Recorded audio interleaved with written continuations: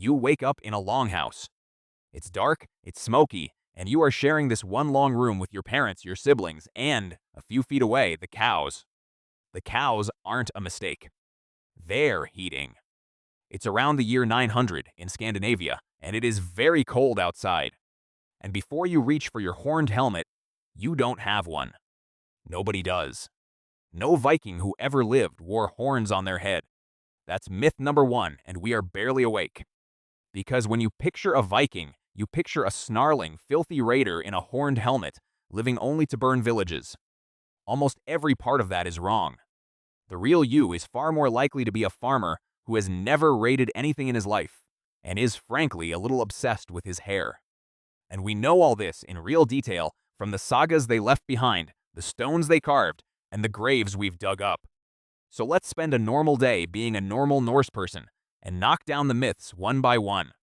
Let's start with that helmet, because it's the most famous thing about you, and it is completely fake. There is no evidence, none, that Vikings wore horned helmets. Not in their art, not in their poems, not in a single grave. So where did it come from? An opera. In the 1870s, a costume designer working on Richard Wagner's Norse operas stuck horns on the Viking helmets to make them look dramatic and pagan, and the image was so cool it just took over the world. The one nearly complete Viking helmet we've actually found is a plain, rounded iron cap. No horns. The single most iconic thing about the Vikings is a stage costume from 800 years after they died. Okay, so if you're not a horned raider, who are you? Here's the second big surprise. Viking was never really a people or a race. It was closer to a verb. To go Viking meant to sail off and raid or trade. It was a thing some Norse people did, seasonally, like a violent, high-risk side hustle, not what all of them were. The vast majority of Norse men and women were farmers, fishermen, blacksmiths, and traders who lived and died on the same patch of cold ground. You statistically are one of them, up at dawn, tending barley and animals, mending things. The raiding was the exception. The farming was the civilization. And no, you're not an illiterate brute either. The Norse could read and write, using an alphabet of angular letters called runes, and they left behind thousands of carved runestones. Most of them aren't spells or war boasts. They're memorials. So-and-so raised this stone in memory of his brother. It's essentially the world's most permanent status update in granite. Now let's deal with the filthy part, because it might be the most backwards myth of all. Vikings were groomed to an almost obsessive degree. Their graves are full of grooming kits, combs, tweezers, ear cleaners, razors.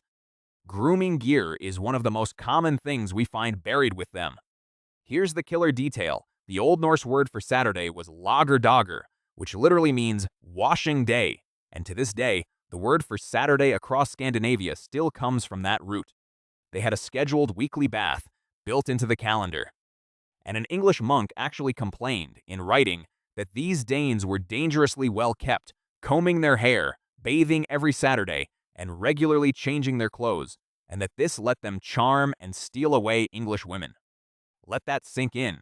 The Vikings were considered a threat, partly because they were too clean. Meanwhile, back at the farm, who's running everything? Very often, the women.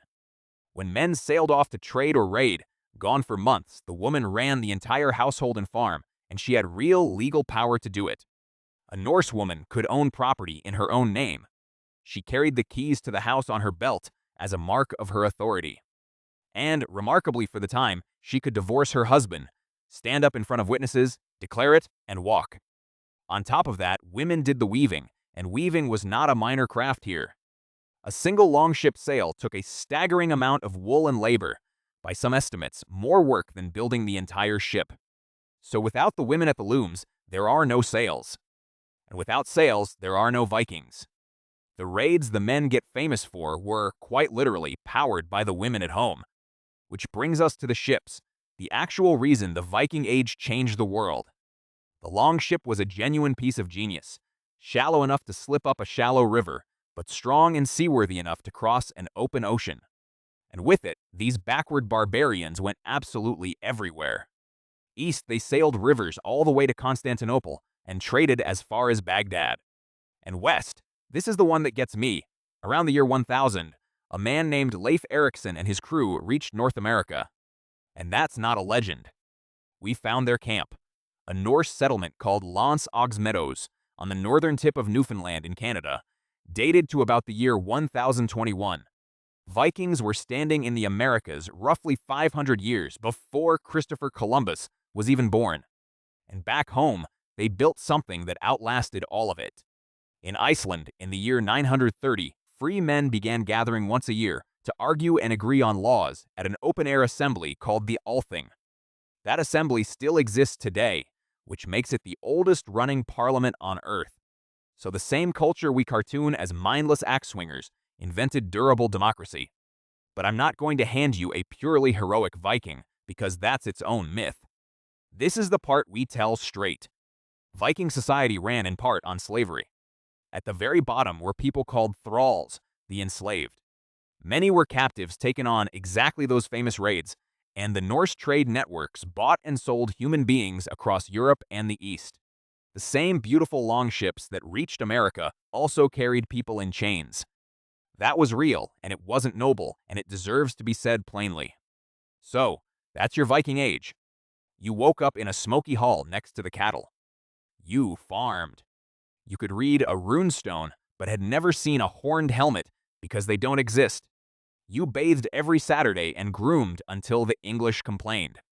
Your wife owned property and could divorce you and ran the farm while you were gone. Your people built the oldest parliament in the world, reached America centuries early, and also trafficked human beings. The helmet was invented by an opera. The obsessive hair care was real. And the filthy savages of the story were, on the whole, cleaner than the monks who were busy writing them down as monsters. If that rearranged your mental picture of the Vikings, subscribe. We do exactly this every week. And next time, we're going all the way back, past the Vikings, past the pharaohs, past farming itself, to answer one deceptively simple question: what did ancient humans actually eat? Because the trendy modern paleo diet you keep hearing about is honestly mostly made up. See you then.